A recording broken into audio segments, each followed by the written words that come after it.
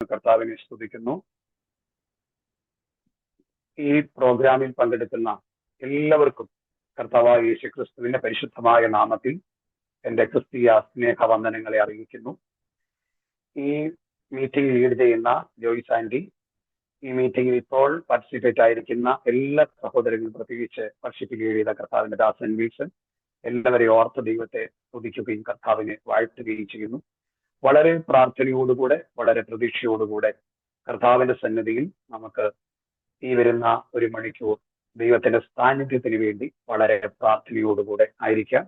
ഞാൻ ജോയ്സ് ആൻഡിയെ കുറിച്ച് സാൻജസ്റ്റ് പറഞ്ഞ് ഞാൻ കേട്ടിട്ടുണ്ട്. പലപ്പോഴും അവിടെ ഇല്ലെന്ന കാര്യങ്ങളൊക്കെ പറഞ്ഞ് കേട്ടിട്ടുണ്ട്. കാണുവാനായിട്ടില്ല. ഇന്ന് ഈ ഒരു ഡിവൈസിൽ കൂടെ മുഖാമുഖം കാണുവാൻ ദൈവ ഒരു അവസരം തന്നതോർത്ത് ഞാൻ ദൈവത്തെ സ്തുതിക്കുന്നു, കർത്താവിനെ വാഴ്ത്തുന്നു. വളരെ പ്രാർത്ഥനയോടുകൂടെ നമുക്ക് ദൈവത്തിനായിരിക്കാൻ ഞാൻ എന്നെ പരിചയപ്പെടുത്തുന്നതിനേക്കാൾ ഉപരിയായിട്ട് എന്റെ കർത്താവിനെ ഉയർത്തുവാൻ ഞാൻ വളരെ ആശിക്കുന്നു. ഒരു വാക്ക് പറയട്ടെ, ഞാൻ ഒരു മർത്തമാ കുടുംബത്തിൽ ജനിച്ച് വളർത്തപ്പെടുവാൻ കർത്താവ് ഇടയാക്കി ഒരച്ഛനാകാനൊക്കെ ആഗ്രഹിച്ച് എന്നെ വളർത്തിയതാണെന്നാൽ ദൈവത്തിന്റെ കൃപയാൽ എന്റെ നല്ല യൗവന സമയം കഴിയുന്ന സമയം കർത്താവായ യേശുവിനെ രക്ഷകനും കർത്താവുമായി സ്വീകരിക്കാൻ തക്കവണ്ണം ദുബായ് പട്ടണത്തിൽ വെച്ച് കർത്താവ് എനിക്ക് കൃപ തന്ന ഒരു ജോലിക്ക് വേണ്ടി പോയതാണ്.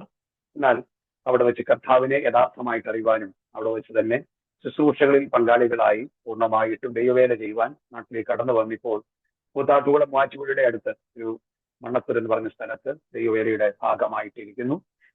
ഇതിൽ എനിക്ക് ഒരു മോനുണ്ട്, സ്വീകരിക്കപ്പെട്ട ഒരു ഭാര്യയുണ്ട്. അങ്ങനെ ഞങ്ങളുടെ കൊച്ചു കുടുംബമാണ്. ഞങ്ങളെ ഓർത്ത് പ്രാർത്ഥിച്ചത് വളരെ പ്രാർത്ഥനയോടെ ആയിരുന്നിട്ട് ഞാൻ ഇന്ന് പകൽക്കാലം ഈ മീറ്റിംഗ് പറഞ്ഞപ്പോൾ എന്റെ ഹൃദയത്തിൽ പെട്ടെന്ന് വന്ന ഒരു വചനം, ദൈവം തന്റെ ദൂതനെ പല മേഖലകളിൽ പല ആവശ്യങ്ങൾക്കായിട്ട് ഇറക്കുന്നതായിട്ട് നമ്മൾ വചനത്തിൽ കാണും. ദൈവത്തിന്റെ ദൂതൻ ഇറങ്ങുന്ന ചില സന്ദേശമാണ് ഇന്ന് ഈ സന്ധ്യാസമയം നിങ്ങളുമായിട്ട് ഞാൻ കർത്താവിൽ പങ്കുവയ്ക്കുവാൻ ആഗ്രഹിക്കുന്നു.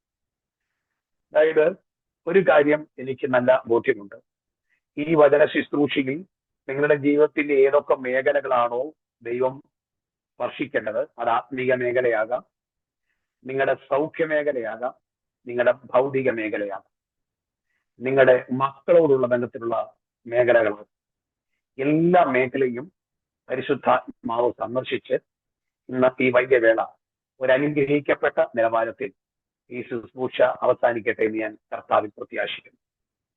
വളരെ പ്രാർത്ഥനയോടെ ആയിരിക്കുമ്പോൾ പുറപ്പാട് പുസ്തകം 3-ാം അധ്യായത്തിൽ നിന്ന് നമ്മൾ ആരംഭിച്ച് പുതിയ നിയമത്തിൽ ഈ മെസ്സേജ് അവസാനിപ്പിക്കുവാനാണ് ഞാൻ കർത്താവിൽ ആഗ്രഹിക്കുന്നത്. ഞാൻ ഈ നാളുകളിൽ കൂടുതലായിട്ടും എന്റെ ചർച്ചയിൽ പഠിപ്പിച്ചുകൊണ്ടിരിക്കുന്നത്, ഞാൻ എടുക്കുന്നതായിട്ടുള്ള വിഷയങ്ങൾ മൊത്തം ദൈവിക അധികാരം എന്നുള്ള ഒരു വിഷയമാണ്. ദൈവിക അധികാരത്തിന്റെ പല മേഖലകളാണ് ഞാൻ എടുത്തുകൊണ്ടിരിക്കുന്നത്. ഇന്ന് നിങ്ങളുമായിട്ട് പങ്കുവയ്ക്കുവാൻ ആഗ്രഹിക്കുന്ന ദൈവത്തിന്റെ ദൂതൻ ഇറങ്ങുന്ന, ദൈവം നമുക്ക് എന്തൊക്കെയാണ് തന്നിരിക്കുന്നതെന്ന് നമ്മൾ ഈ വചനത്തെ കൂടി ഒന്ന് ശ്രദ്ധിക്കുവാൻ. പുറപ്പാട് പുസ്തകം 3-ാം അധ്യായം അതിന്റെ ആദ്യത്തെ വാക്യങ്ങൾ ഇങ്ങനെയാണ്: മോശ മിദ്യാനിലെ പുരോഹിതനും തന്റെ അമ്മായിപ്പനുമായി യത്രോവിന്റെ ആടുകളെ മേയിച്ചുകൊണ്ടിരുന്നു. അവൻ ആടുകളെ മരുഭൂമിക്കപ്പുറത്ത് ദൈവത്തിന്റെ പർവ്വതമായ ഹോരേബ് വരെ ചെന്നു. അവിടെ യഹോവയുടെ ദൂതൻ മുൾപ്പടപ്പിന്റെ നടുവിൽ അഗ്നിജ്വാലയിൽ അവന് പ്രത്യക്ഷനായി. അവൻ നോക്കിയാറെ മുൾപ്പടപ്പ് തീ പിടിച്ച് കത്തുന്നതും മുൾപ്പടപ്പ് വെന്തു പോകാതിരിക്കുന്നത് കണ്ടു. അതായത് മോശ ദൈവത്തിന്റെ സാന്നിധ്യത്തിന് അകത്തേക്ക് പ്രവേശിക്കുവാൻ പോകും. അതിനു മുമ്പായിട്ട് താൻ ഒരു കാഴ്ചയാണ് കാണുന്നത്. അതായത് ദൈവ സാന്നിധ്യത്തിന്റെ ഉള്ളറയ്ക്കകത്തേക്ക് നമ്മൾ എത്രത്തോളം ഇറങ്ങുവാൻ ആഗ്രഹിക്കുന്നുവോ അത്രത്തോളം നമുക്ക് ആ സാന്നിധ്യത്തിനകത്തേക്ക് ഇറങ്ങുവാൻ സാധിക്കും. ഇവിടെ താൻ ആ ഹോരേബിന്റെ അനുഭവത്തിൽ പല പ്രാവശ്യം പോയിട്ടുണ്ടെങ്കിലും എന്നാൽ അതിനേക്കാളൊക്കെ വ്യത്യസ്തമായി തന്റെ ജീവിതത്തിൽ ഇപ്പോൾ വ്യത്യസ്തമായ ഒരു നിലവാരത്തിലേക്ക് താൻ പോവുകയാണ്. അതായത് തന്റെ മരുഭൂമിയിലെ യാത്രയുടെ ഏതാണ്ട് 40-ാമത്തെ വർഷം തന്റെ വീടുകളിന്റെ, അതായത് മരുഭൂമി വിട്ട് അടുത്ത ഒരു തലത്തിലേക്ക് സർവശക്തനായി ദൈവം തന്നെ ഉയർത്തുന്ന ഒരു മേഖലയിലേക്ക് തന്നെ കൊണ്ടുവരികയാണ്. എത്രയോ പ്രാവശ്യങ്ങൾ ഒരു പക്ഷെങ്കിൽ ഈ പ്രദേശങ്ങളിൽ കൂടെ മോശ കടന്നു പോകും. തന്റെ വടിയുമായി, തന്റെ ആടുകളുമായി എത്രയോ പ്രാവശ്യം ആ മരുഭൂമിയിലെ ചൂട് അനുഭവിച്ചിട്ടുണ്ടാകാം, ആ മരുഭൂമിയിലെ തണുപ്പ് അനുഭവിച്ചിട്ടുണ്ടാകാം, ആ മരുഭൂമിയിലെ ബുദ്ധിമുട്ടുകളൊക്കെ മോശ അനുഭവിച്ചിട്ടുണ്ടാകാം. എന്നാൽ അതിനേക്കാളൊക്കെ വ്യത്യസ്തമായി ഇപ്പോൾ ഇതാ മോശ ഈ ഹോരേബിൽ ചെല്ലുമ്പോൾ താൻ കാണുന്ന ഒരു കാഴ്ച, അതായത് അവിടെ പറയുന്നു, അവിടെ യഹോവയുടെ ദൂതൻ ഒരു മുൾപ്പടർപ്പിന്റെ നടുവിൽ നിൽക്കുന്നു. അതായത് അവിടെ യഹോവയുടെ ദൂതൻ അവിടെ ഇറങ്ങുകയാണ്. എന്തിനാണ് യഹോവയുടെ ദൂതൻ ഇറങ്ങുന്നത്? അതായത് 40 വർഷം അനുസരിച്ച് നടന്ന മോശ, അതായത് മറ്റുള്ളവരുടെ ആടുകളെ മേയിച്ചുകൊണ്ട് മറ്റുള്ളവരുടെ കാര്യങ്ങളൊക്കെ നോക്കി നടന്ന ഈ മനുഷ്യനെ ദൈവമായ കർത്താവിന് മനസ്സിലായി, ഇവൻ ഈ പറയുന്ന യിത്രോവിന്റെ ആടുകളെ മേയിച്ചുകൊണ്ട് അവിടെ അനുസരണമുള്ളവനായി നടന്നതുപോലെ അവൻ എന്റെ അടുക്കലും അനുസരണമുള്ളവനായി നടക്കുമെന്നുള്ള നല്ല ബോധ്യം ദൈവത്തിന് മോശയിൽ ഉണ്ടായി. പ്രിയമുള്ളവരെ, നമ്മുടെ ജീവിതത്തിൽ എപ്പോഴും ദൈവമായ കർത്താവ് നമ്മളെ നോക്കുന്നത് നമ്മുടെ ഈ വലിയ യോഗ്യതകൾ നോക്കിയോ, നമ്മുടെ വിദ്യാഭ്യാസം നോക്കിയോ, നമ്മുടെ കഴിവുകൾ നോക്കിയോ അല്ല. നേരെ മറിച്ച് ദൈവം നമ്മളെ നോക്കുന്നത് അനുസരിക്കുമോ എന്നുള്ളതാണ്. ഒരു പക്ഷെങ്കിൽ മറ്റു പല കാര്യങ്ങളിലും ഒരു ജോലിയിലാണെങ്കിൽ അതിനകത്തിൽ നമ്മുടെ വിശ്വസ്തത ദൈവം നോക്കും, അനുസരണം ദൈവം നോക്കും.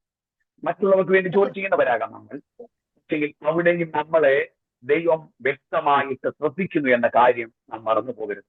ഇവിടെ ഈ പറയുന്ന യിത്രോവിന്റെ ആടുകളെ മേയിച്ചുകൊണ്ട് അവന്റെ ആടുകളെ തീറ്റിക്കൊണ്ടിരുന്ന ഈ മോശ എന്ന് പറയുന്ന മനുഷ്യനെ ദൈവം നോക്കി അവനെ ആ സ്ഥലത്ത് നിന്നും പറിച്ചെടുത്ത് മറ്റൊരു സ്ഥലത്തേക്ക്, ലീഡർഷിപ്പിലേക്ക് അവനെ കൊണ്ടുവരുവാൻ ദൈവം ആഗ്രഹിക്കുകയാണ്. ഇവിടെ നമ്മൾ വായിക്കുന്നു, ഒരു മുൾപ്പടർപ്പിന്റെ നടുവിൽ നിന്നുകൊണ്ട് ജ്വാലയിൽ അവന് പ്രത്യക്ഷനായി. ആ പ്രത്യക്ഷതയിൽ മോശ കാണുന്നത് മുൾപ്പടർപ്പ് കത്തുന്നത്, പക്ഷെങ്കിൽ ആ മുൾപ്പടർപ്പ് വെന്തു പോകുന്നില്ല. അതായത് എവിടെയൊക്കെ ദൈവസാന്നിധ്യം ഇറങ്ങി വരുന്നോ ആ പരിശുദ്ധാത്മാവിന്റെ അഗ്നിയുടെ വ്യാപാരത്തിനാഴമേറിയ പ്രവർത്തികളും. നമുക്കറിയാം, പെന്തക്കോസ്ത് നാളിൽ മർക്കോസിന്റെ മാളികമുറിയിലിരുന്ന ദൈവസാന്നിധ്യത്തിന്റെ നിറവ് ദേശത്തെ ജനങ്ങൾക്ക് കാണുവാൻ തക്കവണ്ണം ഉണ്ടായിരുന്നു. അവിടെ അഗ്നിനാവുകൾ പോലെ പിളം നാവുകൾ അവർക്കെല്ലാം പ്രത്യക്ഷമായി. അവിടെ ജനത്തിന് വിവിധ ഭാഷകൾ സംസാരിക്കുന്നത് മനസ്സിലായി. അപ്പോൾ ഒരു ദൈവസാന്നിധ്യം എവിടെ ഇറങ്ങി വരുന്നു അവിടെ ചിലത് കാണുവാനും അറിയുവാനും ഒക്കെ ഇടയായിത്തീരും എന്നുള്ളത് വാസ്തവമാണ്. ഇവിടെ മോശ ഈ പറയുന്ന അത്ഭുതകരമായ ഈ പ്രവൃത്തി കാണുവാനായിട്ട് താൻ ആഗ്രഹത്തോടെ മുൻപോട്ട് പോകുമ്പോൾ താൻ കേൾക്കുന്ന ഒരു ശബ്ദമുണ്ട്. എന്ത് ചെയ്യുന്നു? നിന്റെ കാലിൽ നിന്നും ചെരുപ്പ് അഴിച്ചു കളയണം. അതായത് ഈ ലോകത്തിൻ്റെതായ ബന്ധങ്ങളും ഈ ലോകത്തിൻ്റെതായ രീതികളും വിട്ടു വേണം ഈ സാന്നിധ്യത്തിനകത്തേക്ക് കയറുവാൻ. അതായത് വെളിയിൽ നിന്ന് കാണുകയല്ല, ഹോരേബിന് അകത്തേക്ക് കയറുകയാണ്. അതായത് ആ സാന്നിധ്യത്തിന് അകത്തേക്ക് കയറുകയാണ് വേണ്ടത്. നമുക്ക് പലപ്പോഴും വെളിയിൽ നിന്ന് കാണുവാൻ പലപ്പോഴും ഇഷ്ടമാണ്. മറ്റുള്ളവർ ആരാധിക്കുന്നത് കാണുവാനോ, അല്ലെങ്കിൽ മറ്റുള്ളവർ പ്രസംഗിക്കുന്നത് കേൾക്കുവാനോ, മറ്റുള്ളവർ പ്രവചിക്കുന്ന പ്രവാചക ദൂതുകൾ കേൾക്കുവാനോ ഒക്കെ നമുക്ക് ഇഷ്ടമാണ്. അതായത് വെളിയിൽ നിന്ന് കാണാൻ നമുക്ക് ഇഷ്ടമാണ്. എന്നാൽ ദൈവമായ കർത്താവ് ആഗ്രഹിക്കുന്നത് എന്ത് ചെയ്യുന്നു? ആ സാന്നിധ്യത്തിനകത്തേക്ക് ഒന്ന് കയറണം എന്നുള്ളതാണ്. ദൈവത്തിന് സ്തോത്രം. എന്റെ പ്രിയമുള്ളവരെ, ഈ നാളുകൾ നമ്മുടെ സാന്നിധ്യത്തിന് അകത്തേക്ക് പ്രവേശിക്കുമ്പോഴാണ് ദൈവത്തിന്റെ അടുത്ത പ്രവൃത്തികൾ നമ്മുടെ ജീവിതത്തിൽ വെളിപ്പെടുവാനിടയായിത്തീരുന്നത്. ഇവിടെ പറയുന്നു, അപ്പോൾ അവൻ ഇങ്ങോട്ട് അടുക്കരുത്, നീ നിൽക്കുന്ന സ്ഥലം വിശുദ്ധ ഭൂമിയാകയാൽ കാലിൽ നിന്ന് ചെരുപ്പ് അഴിച്ചു കളഞ്ഞു. കാലിൽ നിന്ന് ചെരുപ്പ് അഴിച്ചു കളഞ്ഞു. അതായത് സാന്നിധ്യം എവിടെ ഇറങ്ങുന്നുണ്ടോ അവിടെയെല്ലാം എന്താ സംഭവിക്കുന്നത്? അവിടെയെല്ലാം അതിവിശുദ്ധമായിട്ട് മാറും. അതായത് ദൈവത്തിന്റെ വചനം പറയുന്നു, നിങ്ങൾ ദൈവത്തിന്റെ മന്ദിരമെന്നും ദൈവത്തിന്റെ ആത്മാവ് നിങ്ങളിൽ വസിക്കുന്നുവെന്നും അറിയുന്നില്ലയോ? അതായത് ദൈവത്തിന്റെ പരിശുദ്ധിയാത്മാവ് വസിക്കുന്ന ദൈവ മന്ദിരമാണ് നമ്മുടെ ഓരോരുത്തരുടെയും ശരീരം. അപ്പോൾ ആ ശരീരത്തെ വിശുദ്ധിയോടുകൂടെ സൂക്ഷിക്കേണ്ട ഉത്തരവാദിത്വം നമുക്കുണ്ട്. അങ്ങനെയെങ്കിൽ മാത്രമേ ആ ശരീരത്തിനകത്തേക്ക് ദൈവസാന്നിധ്യത്തെ സ്വീകരിക്കുവാനും അതിൽ നിന്നും നമുക്ക് മറ്റുള്ളവർക്ക് കൊടുക്കുവാനും സാധ്യമാണ്. ദൈവത്തിന് സ്തോത്രം. അതായത് ഇവിടെ ഈ ഹോരേബിന്റെ എല്ലാ ഭാഗത്തുമല്ല, ഹോരേബിന്റെ പ്രത്യേക സ്ഥാനത്ത് കർത്താവ് ഇറങ്ങി നിൽക്കുന്നു. കർത്താവോട് പറയുന്നു, നിനക്ക് ഇങ്ങോട്ട് കയറണമെന്നുണ്ടെങ്കിൽ, ഈ തീ കത്തുന്ന അനുഭവത്തിലോട്ട് കയറണമെന്നുണ്ടെങ്കിൽ, നീ കാണുന്ന കാഴ്ചയ്ക്ക് അകത്തേക്കൊന്ന് കയറണമെന്നുണ്ടെങ്കിൽ തീർച്ചയായിട്ടും എന്ത് ചെയ്യണം? നീ ലോകവുമായിട്ടുള്ള കണക്ഷൻ വിടണം.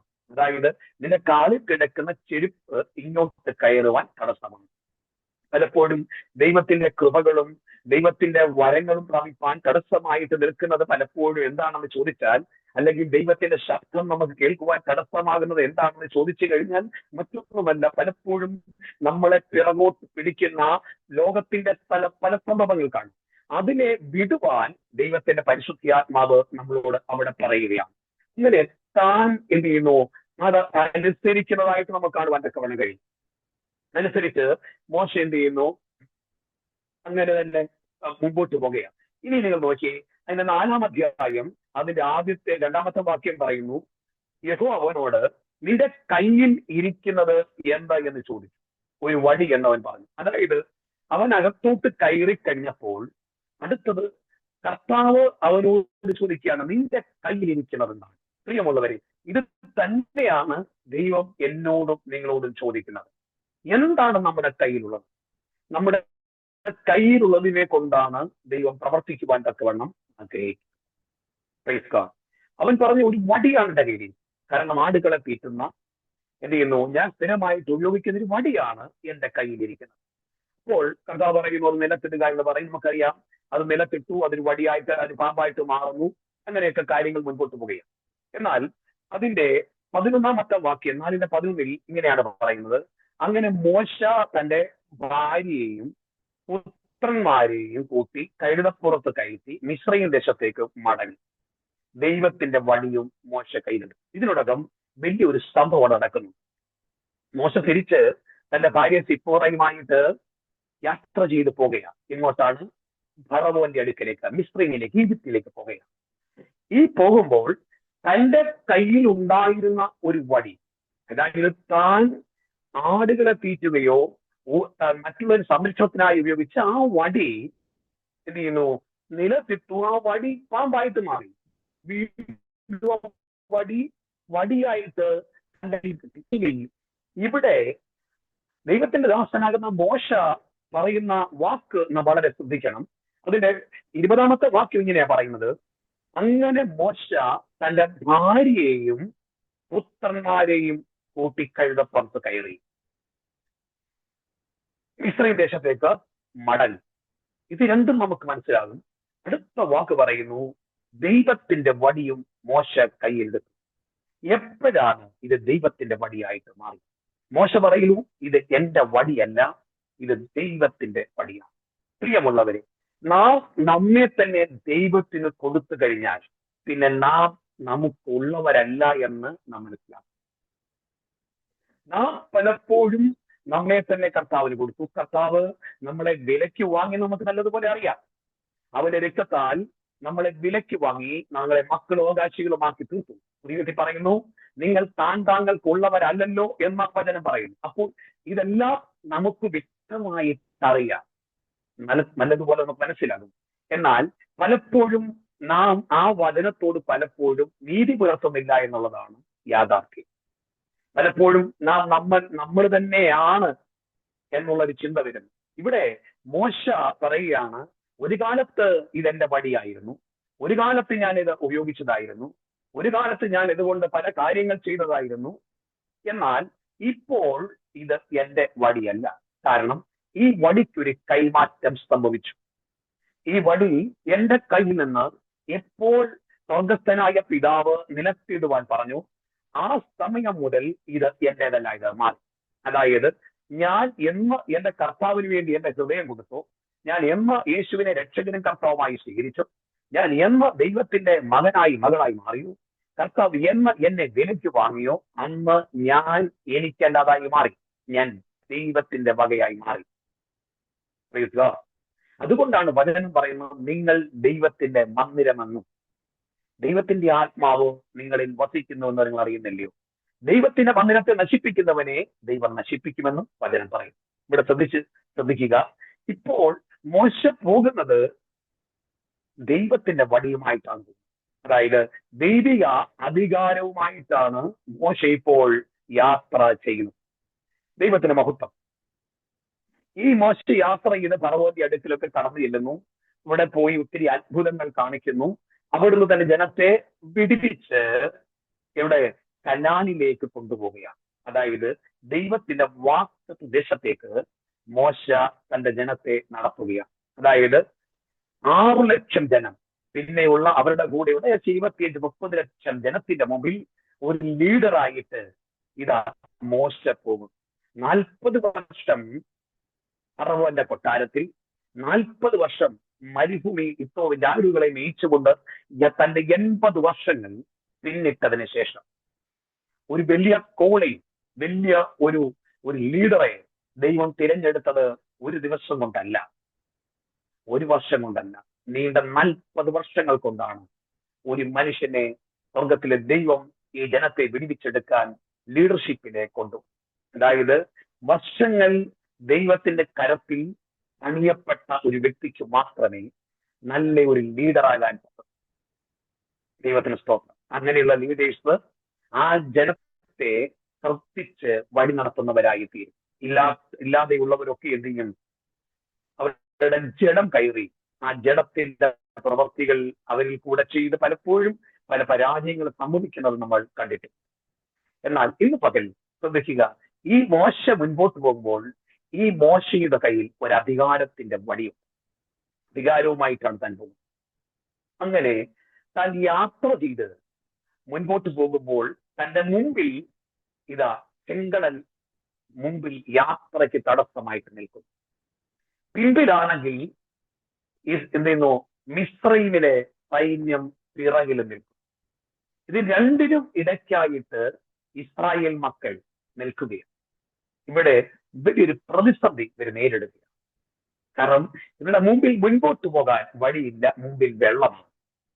പിറകോട്ട് തിരിഞ്ഞു പോയി കഴിഞ്ഞാൽ ശത്രുവിന്റെ കൈ അകപ്പെടുകയും ചെയ്യും.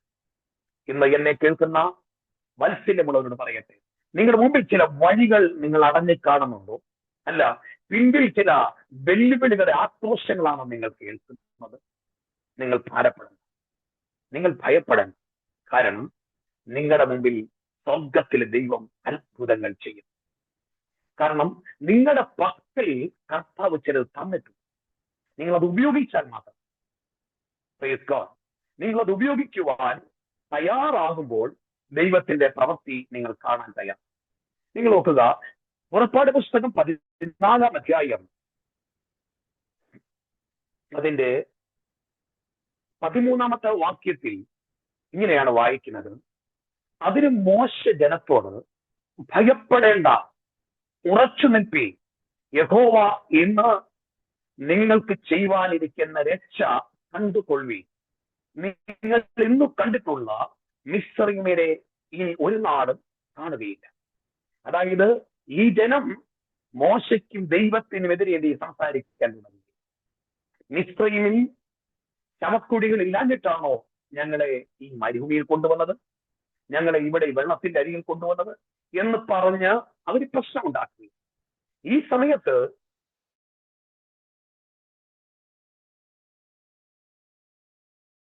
ഉറപ്പിക്കുക, നിങ്ങൾ ഇന്ന് കണ്ടിട്ടുള്ള ഈ പറയുന്ന മിസ്രയീമ്യരെ നിങ്ങൾ ഇതൊന്നും കാണത്തില്ല എന്നും ഉറപ്പിച്ച് പറയും. നിങ്ങൾ അടുത്ത വാക്യം നോക്കി, എന്നിട്ട് പറയുന്നു, യഹോവ നിങ്ങൾക്ക് വേണ്ടി യുദ്ധം ചെയ്യും, നിങ്ങൾ മിണ്ടാതിരിപ്പീൻ എന്ന് പറയും. ഇത്രയും മോശ അവരെ ധൈര്യപ്പെടുത്തുകയും. ഇനിയും നിങ്ങൾ അടുത്ത വാക്യം ഒന്ന് ശ്രദ്ധിക്കാമോ? അപ്പോൾ യഹോവ മോശയോട് അരുളിച്ചത്, നീ എന്നോട് നിലവിളിക്കുന്നത് എന്ത്? അതായത് ഇത്രയും ഉറപ്പുള്ള കാര്യം ധൈര്യത്തോടുകൂടെ പറഞ്ഞിട്ടും മോശ ദൈവത്തിനെ നിലവിളിക്കുകയും. കാരണം ഒരു സ്റ്റെപ്പ് മോശയ്ക്ക് അങ്ങോട്ട് വെക്കുവാൻ പറ്റുന്നില്ല. മോശയ്ക്ക് അറിയാൻ കർത്താവ് രക്ഷിക്കും, ഇവരെ ദൈവം ഇല്ലാതാക്കും, വൻകാര്യങ്ങളെ കർത്താവ് ചെയ്യുമെന്ന് ഒക്കെ മോശയ്ക്ക് നല്ലതുപോലെ താൻ ചെയ്യേണ്ട ഒരു പ്രവൃത്തി അവിടെ മോശ ചെയ്യുന്നില്ല എന്നുള്ളതാണ് പറയുന്നപ്പോൾ യഹോവ മോശയോട് അല്ലയോ, നീ എന്നോട് നിലവിളിക്കുന്നത് എന്ത്? അതായത് നീ എന്തിനാ എന്നോട് കിടന്ന് നിലവിളിക്കുന്നേ? നീ ചെയ്യേണ്ട കാര്യം നീ ചെയ്യണം. ഇത് നിന്റെ കൈ നാളുകൾക്ക് മുമ്പ് ഞാനൊരു വഴി തന്നിട്ടുണ്ട്, ഒരു അധികാരം തന്നിട്ടുണ്ട്. അധികാരത്തെ നീ ഇപ്പോൾ ഉപയോഗിക്കണമായിരുന്നു. നീ ഇവിടെ കിടന്ന് കരയുകയല്ല വേണ്ടത്, നീ അധികാരത്തെ ഉപയോഗിക്കണം. എപ്പോഴും പ്രിയ ദൈവമക്കളെ, നമ്മുടെ പക്കൽ ദൈവം തന്ന അധികാരത്തെ നാം മറന്നു പോകുന്നവര്.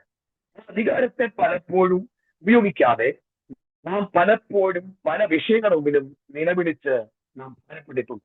എന്നാൽ ഇന്ന് പകൽക്കാലം ദൈവത്തിന്റെ പരിശുദ്ധാത്മാവിൽ ഞാൻ നിങ്ങളോട് സ്നേഹത്തോട് പറയാം, പുതിയൊരു വിശ്വാസികളാകുന്ന ഞാൻ നിങ്ങളൊരു കാര്യം മനസ്സിലാക്കണം. കാൽവരി ക്രൂശിൽ പിശാചിന്റെ തലയെ കർത്താവ് തകർത്തു. അതായത് വാഴ്ചകളെയും അധികാരങ്ങളെയും ക്രൂശിൽ എന്നേക്കമായിട്ട് പരാജയപ്പെടുത്തി അധികാരവർഗമെല്ലാം നഷ്ടപ്പെട്ട് ഇന്ന് സാത്താൻ ഒരു പരസ്യ കൊലപ്പെടുത്തിയിരിക്കുകയും ഈ മേഖലയിൽ വളരെ തന്ത്രങ്ങളുണ്ട്. പലപ്പോഴും തന്ത്രങ്ങൾ എപ്പോഴും ദൈവമക്കളെ പരാജയപ്പെടുത്തിക്കൊണ്ടേ ഇരിക്കുന്ന ഒരു കാലഘട്ടം. എന്റെയും നിങ്ങളുടെയും മേലുള്ള ദൈവിക അധികാരത്തെ ഉപയോഗിക്കുന്നതിന് ഒരു പക്ഷേ നമ്മുടെ അകത്ത് ഭയമെന്ന ഒരു തന്ത്രം അവനിടാം, അല്ലെങ്കിൽ സംശയമെന്ന ഒരു തന്ത്രം അവനിടാം. ഞാൻ പ്രാർത്ഥിച്ചാൽ ഇത് നടക്കുമോ എന്നുള്ള ഒരു ചിന്ത നമ്മുടെ ഉള്ളിൽ അവനിടാൻ പറ്റും. ഇതെല്ലാം അവന്റെ തന്ത്രങ്ങളാണെന്ന് തിരിച്ചറിയുക. ഇവിടെ മോശ ചെയ്യുന്നത് ദൈവത്തോട് നിലവിളിക്കുന്നു. കർത്താവ് പറയുകയാണ്, ഇത് എന്തിനാണ് എന്നോട് നിലവിളിക്കുന്നത്? പറയുന്നു ഇത് ദൈവം പറയുന്നതിന് മുമ്പ് വികാരം പ്രാപിച്ച മോശ പറയണമായിരുന്നു. മോശ അത് പറയാതിരുന്നത് കൊണ്ട് പറയാണ്, നീ നിലവിളിക്കാതെ ഈ ജനത്തോട് മുന്നോട്ട് പോകാൻ പറയുക. എന്നിട്ട് പറയുന്നു, വടിയെടുത്ത് നിന്റെ എത്രയും അത്ഭുതങ്ങൾ ഫറവോന്റെ കൊട്ടാരത്തിൽ ഒന്ന് മോശ ചെയ്ത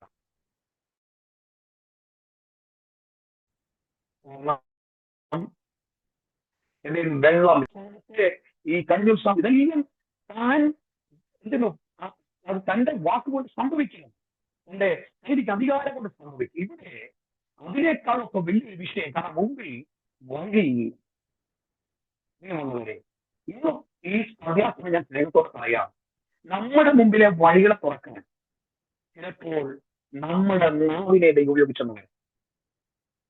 നാവിന്റെ മേലാണ് അധികാരമിരിക്കുന്നത്. ഈ അധികാരത്തെ ഉപയോഗിക്കുവാൻ ഇന്ന് ആശ്ചര്യമായിട്ടൊരു വടി നിങ്ങളുടെ കയ്യില്ലായിരിക്കും.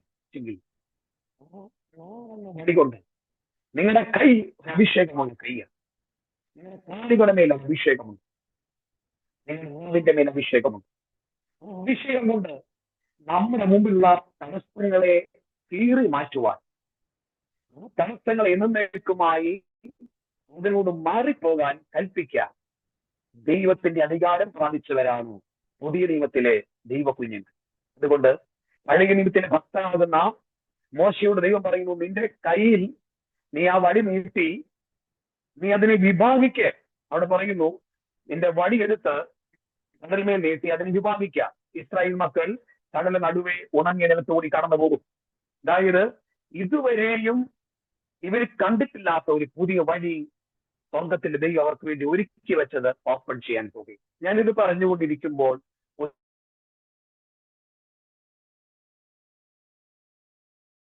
ഈ മീറ്റിങ്ങിനകത്ത് പങ്കെടുക്കുന്ന ചിലരോട് ഞാൻ പറയാം, നിങ്ങൾ ഇതുവരെ കാണാത്ത ചില വഴികൾ, നിങ്ങൾക്ക് സ്വപ്നം കാണാൻ പറ്റാത്ത ചില വഴികൾ നിങ്ങളുടെ മുമ്പിൽ സ്വർഗത്തിലെ ദൈവം തുറന്നു വെച്ചിട്ടുണ്ട്. അത് ഇന്നോ ഇന്നലെയോ അല്ല. നിങ്ങൾ ജനിക്കുന്നതിന് മുമ്പ്, ലോക സ്ഥാപനത്തിന് മുമ്പേ സ്വർഗീയ പിതാവ് തുറന്നു വെച്ച ചില വഴികൾ, ആ വഴികളിലേക്ക് പ്രവേശിക്കുവാൻ ഈ സന്ധ്യാസമയത്തെ മീറ്റിംഗ് ഇടയാക്കുമാറാകട്ടെ. നിങ്ങൾ ചിന്തിക്കുന്നുണ്ടോ, ദൈവം പെട്ടെന്ന് ഇവരെ എവിടെയെങ്കിലും കൊണ്ടുവന്ന് അവിടെ അത് അങ്ങനൊന്നും അല്ല ദൈവത്തിന്റെ പ്ലാൻ. ദൈവത്തിന് ശരിക്കും ഒരു മാപ്പ് ഉണ്ടായിരുന്നു. ഈ ജനത്തെ ഏത് വഴി കൊണ്ടുപോകണം, ഏത് വഴി ജനത്തെ കടത്തിക്കൊണ്ടുപോകണം, എവിടെ ഇവർക്ക് വേണ്ടി വഴി വെട്ടണം എന്നൊക്കെ ദൈവത്തിന് വ്യക്തമായൊരു പ്ലാൻ ഉണ്ടായിരുന്നു. ആ പ്ലാനിന് അകത്ത് തന്നെയാണ് ദൈവം അവരെ കൊണ്ട് എത്തിച്ചത്.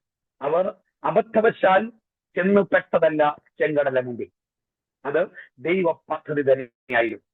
ഇന്ന് പകൽക്കാലം നിങ്ങളുടെ മുമ്പിൽ ചില വഴികൾ അടഞ്ഞു കിടക്കുന്നെങ്കിൽ നിങ്ങൾ ചില വെല്ലുവിളികളെ നിങ്ങൾ കാണുന്നുണ്ടെങ്കിൽ ഞാൻ ആത്മാവിൽ ഒരു ദൂത് കൈമാറുകയാണ്. ആ മുമ്പിൽ നിങ്ങൾ ഭാരപ്പെടരുത്. ആ വഴികൾ അടഞ്ഞതല്ല.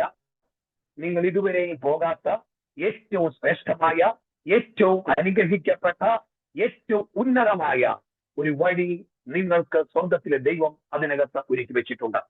നിങ്ങൾ ആ വഴിയുടെ മുമ്പിൽ നിന്നാണ് നിലവിളിക്കുന്നത്. ഒരു കാര്യം പറയട്ടെ, ആ വഴി വെറുതെറുക്കുന്നത്, വഴിയുടെ മുമ്പിൽ നിന്നാണ് നിങ്ങൾ സംശയം പറയുന്നത്. ആ വഴിമുമ്പിൽ നിന്നുകൊണ്ടാണ് പലപ്പോഴും നമ്മൾ പറയുന്നത്, ദൈവത്തിന് പ്രവർത്തിക്കുവാൻ പറ്റുമോ, ദൈവത്തിന് സഹായിക്കാൻ പറ്റുമോ, ദൈവം വഴി തുറക്കുമോ എന്നൊക്കെ നമ്മൾ പെറുവിറുക്കുകയും സംസാരിക്കുകയൊക്കെ ചെയ്യുന്നത് ഈ അത്ഭുതകരമായ ഒരു വഴിയുടെ മുമ്പിൽ നിന്നുകൊണ്ടാണ്. ആ വഴിയുടെ മുമ്പിൽ ഇപ്പോൾ വെള്ളമാണ് നിൽക്കുന്നത്. ഒരു കടൽ പോലെ വെള്ളം കിടക്കുകയാണ്. എന്നാൽ അതിനകത്ത് ഒരു മനുഷ്യനും ഒരു നാളും പോയിട്ടില്ലാത്ത ഒരു ശ്രേഷ്ഠകരമായ ഒരു വഴി സ്വർഗീയ പിതാവ് തന്റെ ജനത്തിന് വേണ്ടി അവിടെ തുറന്നു വെച്ചിട്ടുണ്ട് എന്നുള്ള കാര്യം മറന്നു പോകരുത്. പിറകിൽ നിന്ന് വെല്ലുവിളിക്കുന്ന, വാദിക്കുന്ന ഇരുട്ടിന്റെ ശക്തികൾ വാദിക്കട്ടെ, ആക്രോശിക്കട്ടെ. നിങ്ങൾ അതിനല്ല ശബ്ദം കൊടുക്കേണ്ടത്, കേൾവി കൊടുക്കേണ്ടത്. നിങ്ങൾ നിങ്ങളുടെ ദൈവത്തിൽ നിന്നുള്ള ശബ്ദത്തെ കാത്തിരിക്കും. നമുക്കറിയാം, മോശ അങ്ങനെ ചെയ്യുകയാണ്. അങ്ങനെ ചെയ്യുമ്പോൾ അവിടെ വലിയ ദൈവത്തിന്റെ പ്രവൃത്തി വെളിപ്പെടും. അതിന് മുമ്പായിട്ട് ദൈവത്തിന്റെ ദൂതൻ ഇവരുടെ മുമ്പിൽ ഇവര് കാണാതെ ദൈവത്തിന്റെ മുമ്പിൽ നടക്കുന്നുണ്ട്. ഈ ദൂതൻ എന്ത് ചെയ്യുന്നു? ഈ സമയം അവരുടെ മുമ്പിൽ നിന്ന് ഇവരുടെ പിറകിലേക്ക് വരുന്നു. അതായത് 30 ലക്ഷത്തോളം ജനത്തിന്റെ മുമ്പിൽ നിന്ന ദൂതൻ എവിടെ വന്നു? ഈ 30 ലക്ഷം ജനത്തിന്റെ പിന്നിലേക്ക് വരും, ഷിഫ്റ്റ് ചെയ്യപ്പെടുകയാണ്. അതായത് നിങ്ങൾ ഒരു വാക്കു പറയുമ്പോൾ കടൽ രണ്ടാകുക മാത്രമല്ല ചെയ്യുന്നത്, നിങ്ങൾക്ക് വേണ്ടി ദൈവത്തിന്റെ ദൂതൻ പോലും പ്രവർത്തിക്കാൻ എന്ത് ചെയ്യുന്നു? അവിടെ തയ്യാറായിട്ട് നിൽക്കും. പക്ഷെ ഇങ്ങനൊരു വാക്ക് ദൈവത്തിന് വേണം. സ്തോത്രം. ഇന്ന് ഈ വലിയ വേളക്കാരനെ സ്നേഹത്തോടെ പറയാം, നിങ്ങളൊരു വാക്ക് അത്ഭുതങ്ങളെ കൊണ്ടുവരുന്നതാണ്. നിങ്ങളൊരു വാക്ക് വഴികളെ തുറക്കുന്നതാണ്. നിങ്ങളുടെ വാക്ക് ദൈവത്തിന് സ്വീകാര്യമാണ്, അത് ദൈവത്തിന് ഇഷ്ടമാണ്. ദൂതൻ മുമ്പിൽ നിന്നും പിറകിലേക്ക് വരുന്നു, ഷിഫ്റ്റ് ചെയ്യപ്പെടുന്നു. അതായത് ഒരു ഭാഗം മൊത്തം വെളിച്ചമായിരുന്നെങ്കിൽ ആ ഭാഗത്തെ മൊത്തം ഇരുട്ടാക്കി മാറ്റുന്നു. ദൈവത്തിന് എന്താണ് സാധിക്കാത്തത്? ദൈവത്തിന് എന്താണ് അസാധ്യമായിട്ടുള്ളത്? ദൈവത്തിന് ഒന്നും തന്നെ അസാധ്യമേ അല്ല. നമുക്ക് അസാധ്യമെന്ന ഒത്തിരി കാര്യങ്ങൾക്കാണ്, പക്ഷെങ്കിൽ ദൈവത്തിന്റെ സന്നിധിയിൽ ഒന്നും തന്നെ അസാധ്യമേ അല്ല എന്നാണ് മനസ്സിലാക്കുന്നത്. ഇവിടെ ദൈവത്തിന്റെ ദൂതൻ അവർക്ക് പിന്നിൽ വരുന്നു. അവരുടെ മുമ്പിൽ അത്ഭുതകരമായ പ്രകാശത്തിൽ കൂടെ ഈ ജനം ഉണങ്ങിയ നിലത്തുകൂടി നടന്നു പോവുകയാണ്. അവര് പോകുന്നത് തെന്നുന്ന വഴിയിൽ കൂടെയല്ല. അവർ പോകുന്നത് ഏതെങ്കിലും ചെളി പിടിച്ച സ്ഥലത്തു കൂടെയല്ല. അവർ പോകുന്നത് ഉണങ്ങിയ നിലത്തുകൂടിയാണ്. ശ്രദ്ധിക്കുക, ദൈവമായ കർത്താവ് എവിടെയും കൊണ്ട് നമ്മളെ തെറ്റി വീഴ്ത്തുന്നവനല്ല, എവിടെയും കൊണ്ട് നമ്മളെ ചവിട്ടി നമ്മളെ ദോഷം വരുത്തുന്നവനുമല്ല. ഏറ്റവും ശ്രേഷ്ഠകരമായ, ഏറ്റവും ഉന്നതകരമായ, ഏറ്റവും മഹത്വകരമായ വഴിയിൽ കൂടെ മാത്രമാണ് കർത്താവ് നമ്മളെ കൊണ്ട് എത്തിക്കുന്നത് എന്ന് മനസ്സിലാക്കണം. ഇവിടെ നിങ്ങൾ ശ്രദ്ധിച്ചു നോക്കുക, ഇവിടെ ഈ ജനം മുൻപോട്ട് പോകുമ്പോൾ അവർക്ക് ഏറ്റവും മനോഹരമായ ഒരു വഴി കർത്താവ് വെട്ടിയിരുന്നു. അത് ഉണങ്ങിയ നിലത്തുകൂടി ഈ ജനം എന്ത് ചെയ്യുന്നു? മുൻപോട്ട് യാത്ര ചെയ്യുക. ഇവർ യാത്ര ചെയ്ത് അക്കരെ പോയി. എന്നാൽ അതിന് പിന്നിൽ എന്ത് ചെയ്തു? ഈ പറയുന്ന മിസ്രൈന സൈന്യം വരുന്നുണ്ട്. അതായത് വഴി തുറക്കാൻ മോശയുടെ കയ്യിലുള്ള വടിക്ക് അധികാരമുണ്ടെങ്കിൽ വഴി അണയ്ക്കാനും നിങ്ങളുടെ കയ്യിലിരിക്കുന്ന വടി കൊണ്ട് തുറക്കുവാനും പറ്റും, നിങ്ങളുടെ കയ്യിലിരിക്കുന്ന വടി കൊണ്ട് തെറ്റുവാനും പറ്റും. അതായത് നിങ്ങൾക്ക് എതിരെ വരുന്നതിനെ അടയ്ക്കാൻ നിങ്ങളുടെ കയ്യിൽ, നിങ്ങളുടെ നാവിന്റെ മേൽ അധികാരമുണ്ട്. അധികാരത്തെ ദൈവത്തിന്റെ പ്രിയ മക്കൾ ഉപയോഗിക്കുമ്പോഴാണ് സ്വർഗീയ പിതാവിന് ഏറ്റവും സന്തോഷകരം ആയി തീരുന്നത്. ദൈവത്തെ അമ്മയോട് സ്തോത്രം ചെയ്യുന്ന കർത്താവിനെ സ്തുതിക്കുന്നു.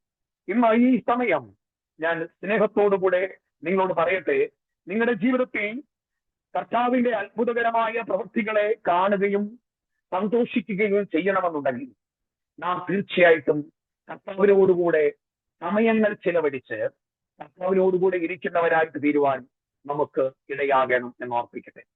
ഇനിയും ഒരു ഭാഗം കൂടെ പെട്ടെന്ന് പറഞ്ഞ് എന്റെ സന്ദേശത്തിന്റെ അവസാന ഭാഗത്തേക്ക് കയറുകയും, കാരണം ഇതുമായിട്ട് ബന്ധപ്പെട്ട് അപ്പോസ്തല പ്രവൃത്തികളുടെ പുസ്തകം അതിന്റെ 27-ാം അധ്യായത്തിലേക്ക് ഒന്ന് വരാം.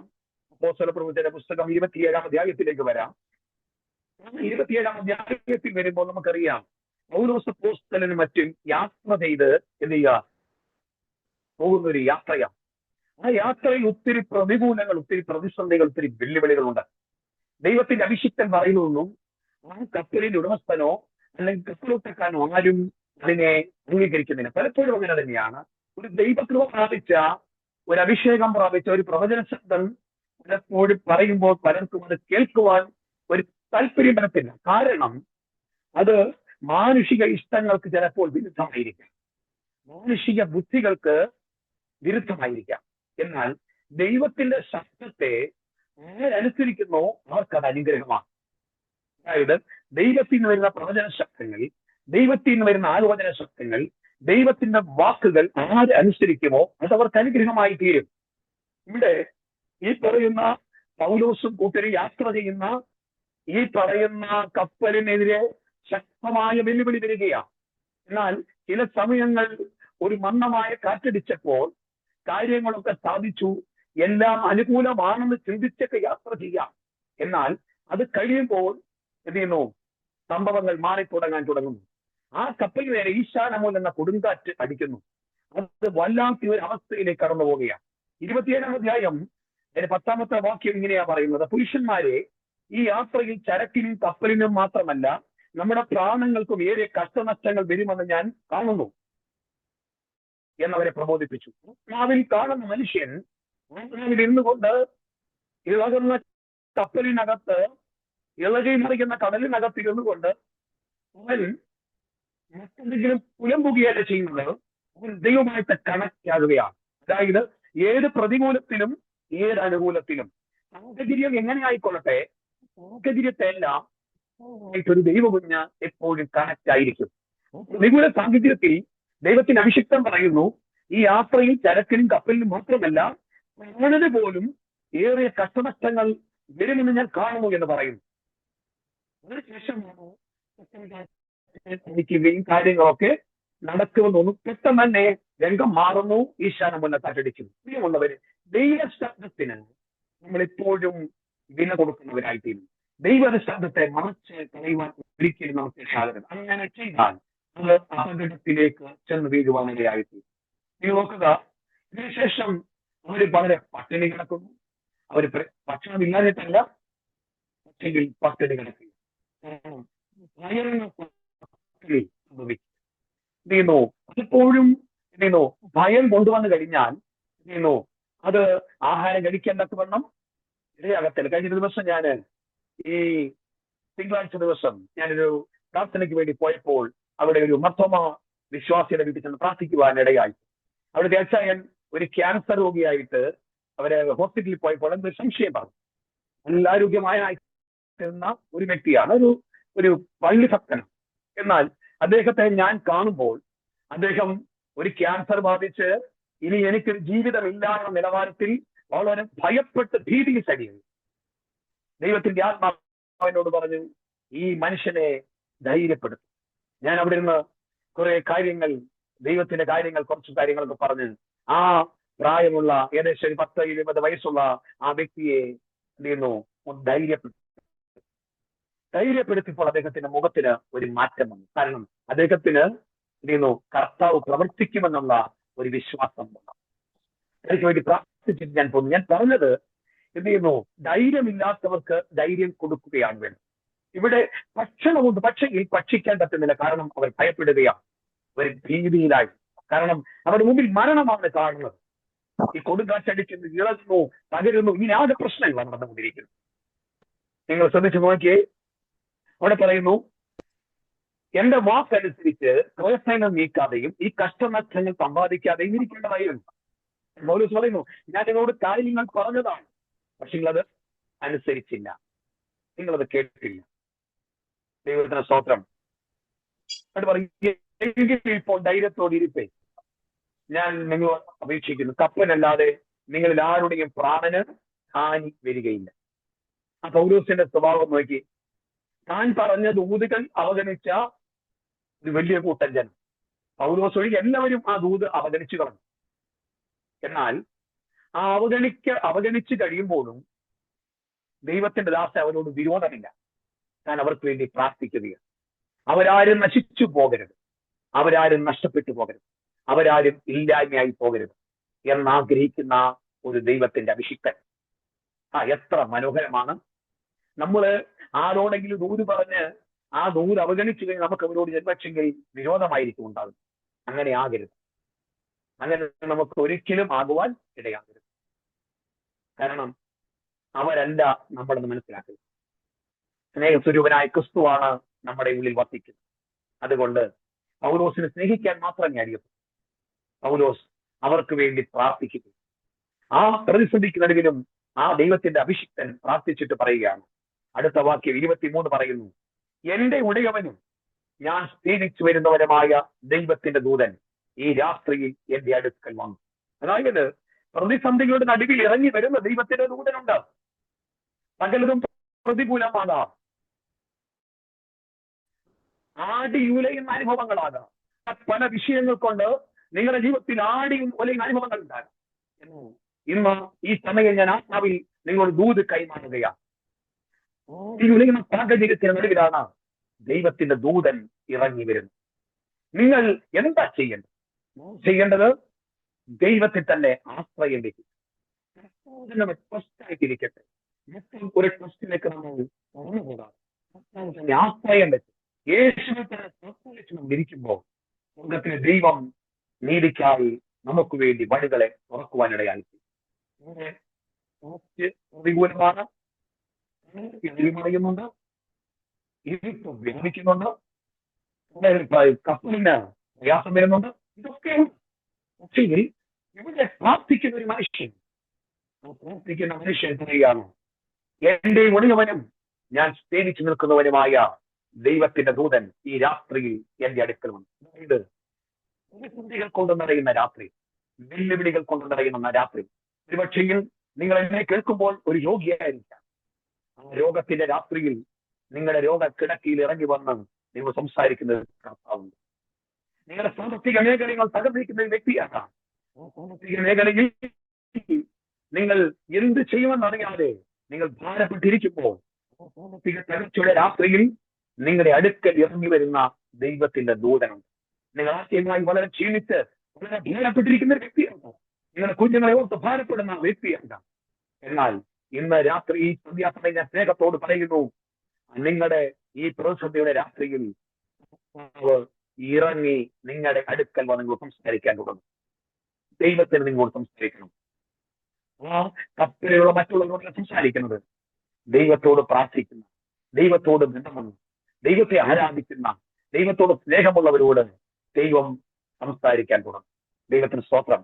അവിടെ താൻ വീണ്ടും പറയുകയാണ്, പൗലോസെ ഭയപ്പെടരുത്, നീ കൈസറുടെ മുമ്പിൽ നിൽക്കേണ്ടതാകുന്നു. നിന്നോടുകൂടെ യാത്ര ചെയ്യുന്നവരെയൊക്കെയും ദൈവം നിനക്ക് ദാനം ചെയ്തിരിക്കുന്നു എന്ന പാഠം. അവിടെ നമുക്കറിയാം, അവിടെ പറയാണ്, നീ എന്തിനാണ് യാത്ര പുറപ്പെട്ടത്? ഈ കടലിൽ നിന്നെ ആക്രമിപ്പിക്കുവാനല്ല. കൊടുങ്കാറ്റോ പെരുങ്കാറ്റോ എന്ത് പ്രതിസന്ധി വന്നാലും ഈ കടൽ കൊണ്ട് നീ അവസാനിച്ചു പോകത്തില്ല. നീ പോകേണ്ടത് കൈസന്റെ അടുക്കലാണ്. കൈസന്റെ അടുക്കൽ എന്നെ കുറിച്ച് പറയേണ്ടവൻ നീയാണ്. അതാണ് ജനമുള്ളവരെ, ദൈവം നമ്മളെ വിളിച്ച വേല എന്താണ്? ആ വേല വരെയും ദൈവം ആരോഗ്യത്തോടും ആയുസ്സോടും കൂടെ നമ്മളെ നടത്തും. ആ ദൈവിക പദ്ധതിയെ തടയാൻ ഒരു ഇരുട്ടിനും കഴിയത്തില്ല, ഒരു കടലിനും കഴിയത്തില്ല, ഒരു ഈശാനമൂലിനും കഴിയത്തില്ല, ഒരു കൊടുങ്കാറ്റിനും കഴിയത്തില്ല, ഒരു പ്രതിസന്ധിക്കും കഴിയത്തില്ല. സാമ്പത്തിക മേഖലയെ തകർത്തുകൊണ്ടോ മറ്റേതെങ്കിലും വിഷയങ്ങളെ തകർത്തുകൊണ്ടോ ഒക്കെ നിങ്ങൾ ഒതുക്കാമെന്ന് ശത്രു ചിന്തിക്കുന്നെങ്കിൽ നടക്കില്ല. കാരണം ദൈവം വലിയവനത്രേ, ദൈവം സർവശക്തനത്രേ, ദൈവം സർവജ്ഞാനി അത്രേ. അവൻ ഒരുക്കുന്ന എല്ലാ കെണികളും, അവൻ ഒരുക്കുന്ന എല്ലാ തീയമ്പുകളും ഒളിക്കുവാൻ കഴിയുന്ന ഒരു സർവശക്തിയുള്ള ദൈവത്തെയാണ് ഞാനും നിങ്ങൾ ആരാധിക്കുന്നതെന്ന് മറന്നു പോകരുത്. കാരണം മുമ്പിൽ കരയില്ല, കടൽ നടുവിൽ കിടക്കുകയാണ്. അവിടെയാണ് ദൈവശബ്ദം കേൾക്കുന്നത്. ഭയപ്പെടേണ്ട, നീ കൈസറുടെ മുമ്പിൽ നിൽക്കേണ്ടതാണ്. മാത്രമല്ല, ഈ കപ്പലിൽ യാത്ര മൊത്തത്തിൽ നിനക്ക് തരികയാണ്. അതിനർത്ഥം എന്താണ്? ഈ കപ്പലിൽ യാത്ര ചെയ്യുന്ന ഒരുത്തൻ പോലും നഷ്ടപ്പെട്ടു പോകത്തില്ല. എല്ലാവരും രക്ഷിക്കപ്പെടും, എല്ലാവരും കർത്താവിനെ അറിയും. ദൈവത്തിന് സ്തോത്രം. ദൈവത്തിന് വലിയവനാണ്. പ്രതിസന്ധികളിലാണ് അനേകരെ രക്ഷയിലേക്ക് കൊണ്ടുവരുവാൻ നമുക്ക് കഴിയുന്നത്. ദൈവത്തിന് സ്തോത്രം. അവിടെ താപ്പോട്ട് നമ്മൾ വായിക്കുമ്പോൾ 34-ാമത്തെ വാക്യത്തിൽ വായിക്കുന്നു, അതുകൊണ്ട് ആഹാരം കഴിക്കണമെന്ന് ഞാൻ നിങ്ങളോട് അപേക്ഷിക്കുന്നു, അത് നിങ്ങളുടെ രക്ഷയ്ക്കുള്ളതല്ലോ, നിങ്ങളിൽ ഒരുത്തിന്റെയും തലയിലെ ഒരു രോഗം പോലും നഷ്ടമാകയില്ല നിശ്ചയം എന്ന് പറഞ്ഞു അവരെ ബലപ്പെടുത്തുകയാണ്. സ്തോത്രം. അതായത് പ്രതിസന്ധിയിൽ കിടക്കുന്ന ഒരു മനുഷ്യൻ അവരെ ബലപ്പെടുത്തി അവരെ ആഹാരം കഴിപ്പിച്ച് അവരെ ശക്തീകരിക്കുന്നത് കാണുവാൻ തക്കവണ്ണം കഴിയും. അവരാഹാരം കഴിച്ചു. 276 ആൾക്കാർ ആ പടകിനകത്ത് ഉണ്ടായിരുന്നു. ഞാൻ വേഗം എന്റെ വാക്കുകൾക്ക് വിരാമം കുറിക്കട്ടെ. 28-ാം അധ്യായത്തിലേക്ക് വരുമ്പോൾ നമുക്ക് കാണുവാൻ തക്കവണ്ണം കഴിയും അവര് എന്ത് ചെയ്യുന്നു, രക്ഷപ്പെട്ടവരും മെലീത്തയിലെത്തുന്നു. ആ മെലീത്തയിൽ അവര് അവിടെ ചെല്ലുമ്പോൾ ആ ദേശക്കാർ മൊത്തം എന്ത് ചെയ്യുന്നു, അവരെ വലിയ ആൾക്കാരായിട്ട് കാണുക. കാരണം അവര് ഈ ജലത്തിന്റെ നദി എന്ത് ചെയ്യുന്നു, അവര് എന്തോ വലിയ കാര്യങ്ങൾ ചെയ്തു രക്ഷിച്ചെന്നൊക്കെ പറഞ്ഞ് അവര് സന്തോഷിക്കും. എന്നാൽ അതിന് വലിയ ആയുസ്സുണ്ടായിരുന്നു. കാരണം അവിടുത്തെ ജനത്തിന് അറിയാമായിരുന്ന ഒരു കാര്യം അവരുടെ ആരാധന രീതിയാണ്. ദൈവം പ്രവർത്തിച്ച ദൈവത്തിന്റെ മഹത്വത്തെ വിഗ്രഹങ്ങൾക്ക് ദൈവം വിട്ടുകൊടുക്കത്തില്ല. ദൈവം അവിടെ മറ്റൊരു പ്രവൃത്തി ചെയ്യുകയും അവിടെ തണുപ്പിന് ചൂട് കൊടുക്കുവാൻ തക്കവണ്ണം വിറകുകൾ പെറുക്കിയിടുമ്പോൾ പൗലോസ് പെറുക്കിയിട്ട ഒരു വിറകിൽ ആ വിറകിനകത്ത് താനിടുമ്പോൾ ഒരു അണലി എന്ത് ചെയ്യുന്നു, പെട്ടെന്ന് തന്റെ കയ്യിൽ ചുറ്റും, കൈ കടിച്ചില്ല, ചുറ്റി. പൗലോസ് അതിനെ കുടഞ്ഞ് തീയിലിടുന്നു. അപ്പോൾ അവർ പറയുന്നു, നിങ്ങൾ ഭയങ്കര പ്രശ്നക്കാരാണ്, നിങ്ങളെ ദൈവം വിടത്തില്ല എന്ന് പറഞ്ഞ് അവന് എതിരെ നിൽക്കുകയും. അപ്പോൾ ദൈവത്തിന്റെ പ്രവൃത്തി തന്റെ മഹത്വത്തിനായിട്ട് ചെയ്യും. അവര് കുറച്ചു നേരം നോക്കിയിട്ടൊന്നും എന്ത് ചെയ്തില്ല, പൗലോസിന് പറ്റിയില്ല. അങ്ങനെയെങ്കിൽ നമ്മൾ അറിയാതെ നമ്മളെ പറ്റിയിരിക്കുന്ന ചിലതിനെ ആത്മാവിന്റെ തീക്കകത്തേക്ക് കുടയുവാനും തയ്യാറാണ്. ആത്മാവിന്റെ തീക്കകത്തേക്ക് കുടയുമ്പോഴാണ് അതവിടെ ഇല്ലാതാകുന്നത്. എവിടെ ആത്മീയാരാധന വെളിപ്പെടുമോ അവിടെ ഇരുട്ടിന്റെ പ്രവൃത്തികൾ കത്തിച്ചാരമായി ചെയ്യുവാനിടയാകും. ഇരുട്ടിന്റെ പ്രവൃത്തികൾ അവിടെ ജയിക്കത്തില്ല. വിചാരമാകട്ടെ, മന്ത്രവാദമാകട്ടെ, വിഗ്രഹാരാധന പ്രവൃത്തികളാകട്ടെ, പൂജകളാകട്ടെ, കർമ്മങ്ങളാകട്ടെ, നിങ്ങൾക്കെതിരെ പേര് പറഞ്ഞു ചെയ്യുന്ന ഏതെങ്കിലും ചൊല്ലുകളാകട്ടെ, ഇതൊന്നും നിങ്ങളെ തൊടുകയില്ല. കാരണം നിങ്ങൾ ക്രിസ്തുവിനുള്ളവരത്രേ. കൊലോസ്യ ലേഖനം 1:27 പറയുന്നു, മഹത്വത്തിൽ പ്രത്യാശയായ ക്രിസ്തു നിങ്ങളിൽ ഇരിക്കുന്നു. യോഹന്നാന്റെ ലേഖനത്തിൽ പറയുന്നു, നിങ്ങളിലുള്ളവൻ ലോകത്തിലോ വലിയവനാകുന്നു. അതായത് എന്റെ ഉള്ളിൽ ക്രിസ്തു ഇരിക്കുന്നു, എന്റെ ഉള്ളിരിക്കുന്ന ക്രിസ്തു വലിയവനാണ്, അവനേക്കാൾ വലിയവരാരുമില്ല. ഒരു മന്ത്രവാദത്തിന് ഒന്നും ചെയ്യാൻ സാധ്യമല്ല. ഇതൊക്കെ നമ്മളെ ഭയപ്പെടുത്തിയാണ് പലപ്പോഴും ചെയ്യുന്നത്. ചെയ്യുന്നു അതിന്റെ തീയിൽ കുടഞ്ഞതാണ്, ജന്തുവോടെ ചത്തു. നിങ്ങൾ നോക്കുക, ആ ദ്വീപിലെ പ്രമാണിയുടെ വീട്ടിൽ സൗഖ്യം ആരംഭിച്ചു.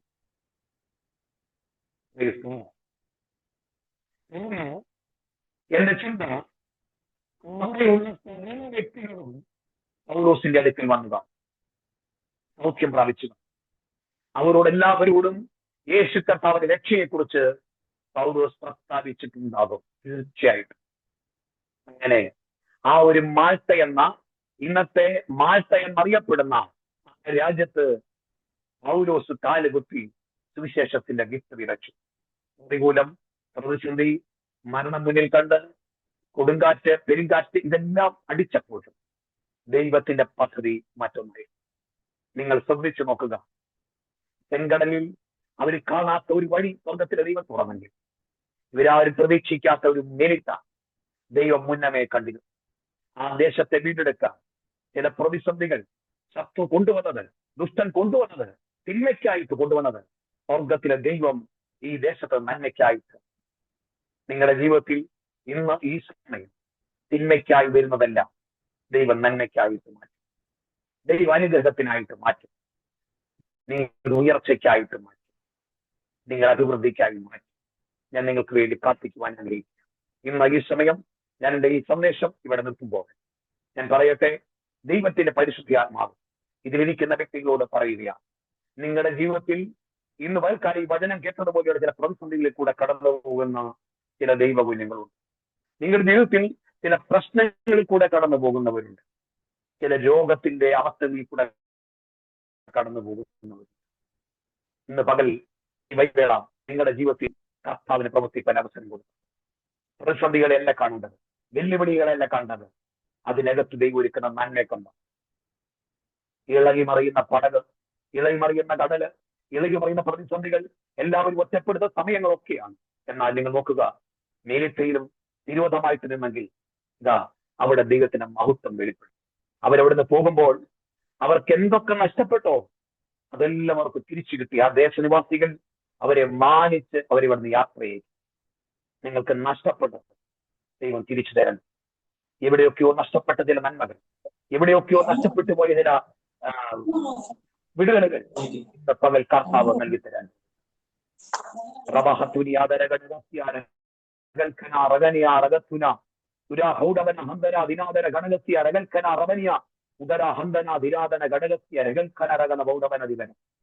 പരിശുദ്ധ പിതാവേ, ഈ ജനത്തിനു വേണ്ടി ഞാൻ പ്രാർത്ഥിക്കും. ഇന്ന് വൈകവേദം ആത്മമണ്ഡലങ്ങളിൽ നിന്നുകൊണ്ട് ഇവരുടെ കണ്ണുകൾ തുറന്ന് ഉയരത്തിലേത് കാണാൻ ഞാൻ ഇവർക്ക് വേണ്ടി പ്രാർത്ഥിക്കും. പ്രതിസന്ധികളെല്ലാം കാണേണ്ടത്, പ്രതിസന്ധികൾ തകർത്ത് കിടക്കുന്ന വിടുതലുകളെ കാണട്ടെ, അതിനൊക്കെ നന്മകളെ കാണട്ടെ. ആ നന്മകളെ അവർ അനുഭവിക്കട്ടെ.